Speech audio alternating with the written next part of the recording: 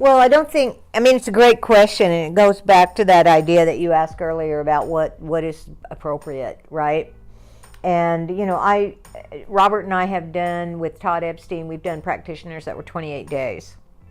We did master practitioners that were 28 days. There'd be, you know, at least 14 days of basic skills, and then 2 weeks of application, depending on how you wanted to apply it. When do you want to conduct the next 28-day course? Yeah, I don't think so. It's for the young generation.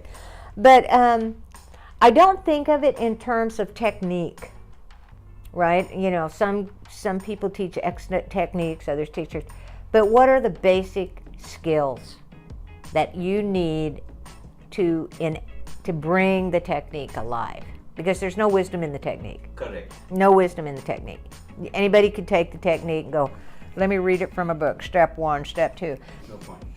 But they don't really have the interactive skills. They don't have the observational skills. They don't have the analytical skills. They don't have the relational skills. They don't have the procedural skills.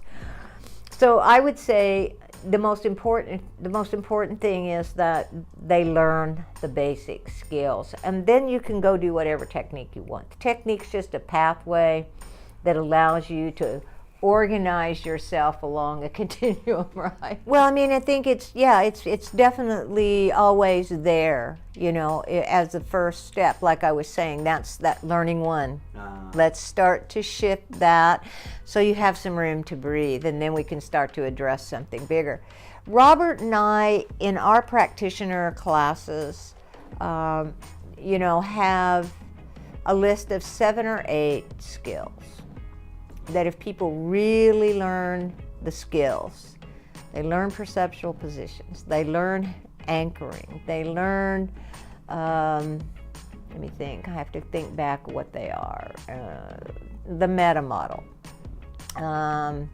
representational systems, and you know, input and output systems, and reference systems, and they learn the tote. And then as trainers, you know, we go, look, what are the 5 or 6 or 7 skill areas? And that's where you go, can I take an experience and break it down and analyze it, you know, and put it back together? Can I? And then model it. Exactly. Can I make the observations that are necessary? Can I see the changes happening? Can I notice them? You know, can I hear? You know, am I listening? Am I present and available? I mean, I think there's a list of those skills. I know people that teach practitioner and don't teach the meta model. I go, yeah. I mean, I have to say that,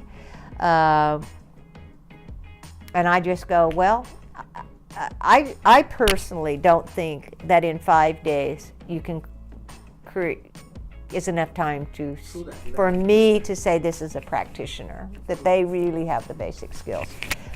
I kind of think the minimum is around, you know, 12 or something, maybe 42. And it disturbs me at the same time.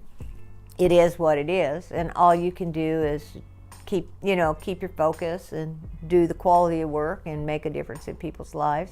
Because what happens is people learn a little bit, they go off, they do some things, maybe it works, maybe it doesn't, and then NLP doesn't work. You know, then they go, okay, NLP doesn't work or something. Yeah, so or it's financially driven, you know, let me do 25-day seminars this year and make a bunch of money. But it really, really doesn't have the depth and the thoughtfulness. That's my personal perspective. NLP is a set of basic skills that humans know anyway, you know. So it isn't about the certification of getting a practitioner doesn't mean you can go out and hang out a shingle and make a practice. It means you have some skills, you can go into the world and practice those skills for yourself. And I think there's a fine line between Saturday night and Sunday morning, and when it comes to religion on that. You know, these are about, you know, how can I use these tools to have a better life, not to be a therapist, not to be a hypnotherapist, you know, that's up to the individual.